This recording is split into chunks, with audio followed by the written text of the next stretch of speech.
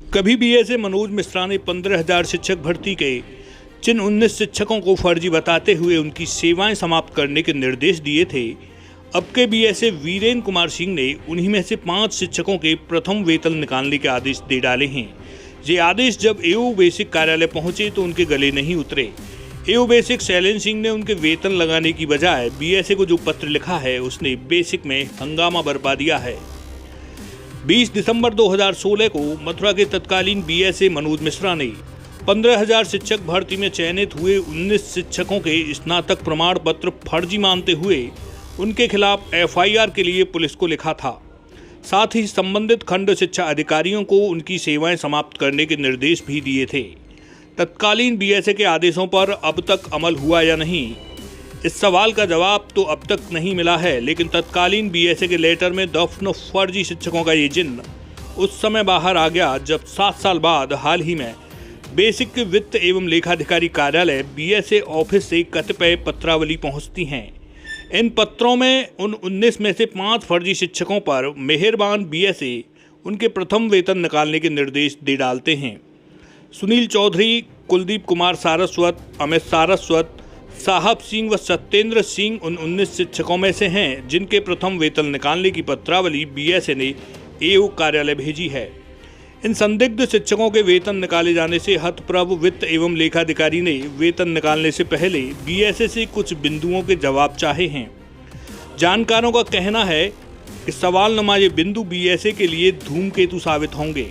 एओ basic ने letter में पूछा है कि जब तत्कालीन बीएसए ने खंड शिक्षा अधिकारियों को इन 19 शिक्षकों को हटाने के निर्देश दिए थे तो क्या ये लगातार विद्यालय आ रहे थे या नहीं? यदि विद्यालय में आ रहे थे तो ये किसके आदेश पर आ रहे थे? इसके साथ ही एओ द्वारा बीएसए से कथित अध्यापकों के शैक्षिक प्रमाण पत्रों की सत्यापन आख्या मांगी है। साथ ही पूछा गया है क्या इनके पुनः सत्यापन कराए गए हैं।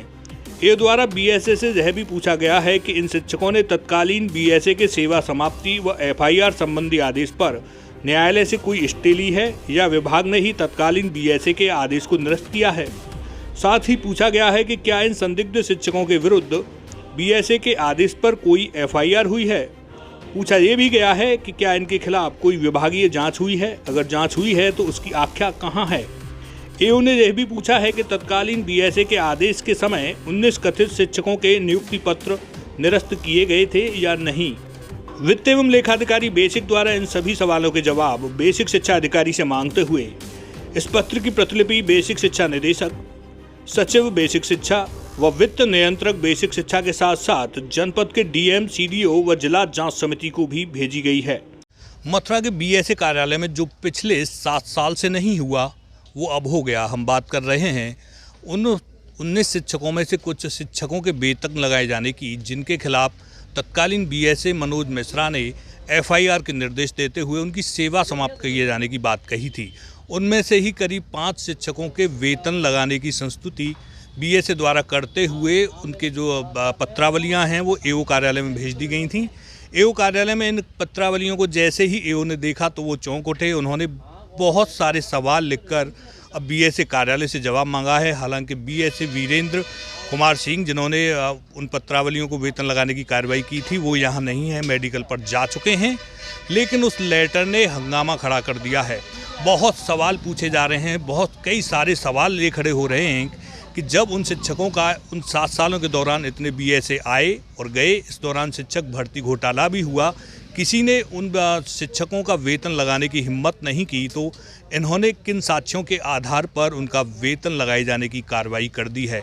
बहुत सारे सवाल हैं जो उस लेटर में पूछे गए हैं, जो हम आपको पहले भी बता चुके हैं।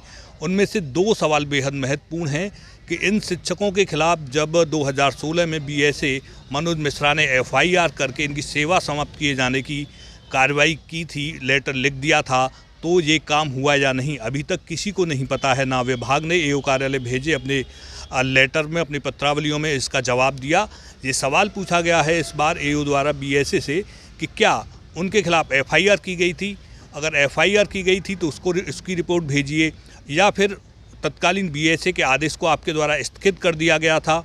अगर स्थगित किया गया था तो उसका भी रिटर्न में कुछ भेजिए। और इसके साथ साथ ये भी पूछा गया है कि जब तत्कालीन बीएसए ने इनको स्कूल में शिक्षण कार्य से विरत रहने के लिए कहा गया था तो क्या ये विद्यालय जा रहे थे, और जा रहे थे तो किसके आदेश पर जा रहे थे, और इतने साल बाद इनका वेतन लगाने की कार्यवाही क्यों की जा रही है। इसके सत्यापन के कागज़ भी, जो इनके ग्रेजुएशन के कागज़, स्नातक के कागज़ फर्जी बताए जा रहे हैं, अगर इनका सत्यापन कराया गया है तो उनके सत्यापन के दस्तावेज भी एओ कार्यालय में भेजे जाएं। एक कुछ ऐसे सवाल हैं जिनका जवाब बीएसए ऑफिस को देना है।